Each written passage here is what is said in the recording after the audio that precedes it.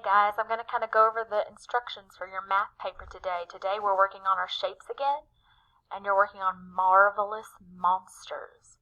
The directions say color the matching shape for each, and then count and write. So you have 3 things to do for each monster.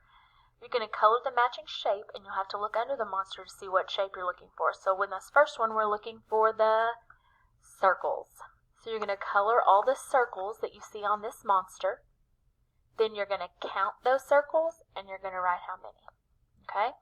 For this next monster, what shape are we looking for? Triangle. So you're going to color all the triangles you see on this monster, then count them and write how many. This one, you're looking for the squares.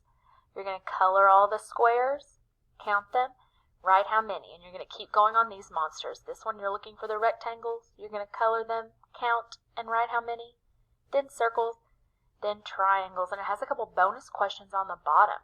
It says, look at all the monsters, count the circles, and write how many circles you find in all. So when you count the circles on all the monsters, how many do you get? I'm going to be looking to see who gets that bonus question, who can count all the circles. So on each marvelous monster, look at the shape underneath, color all of that shape on that monster, count them, and write how many below. All right, do your best work.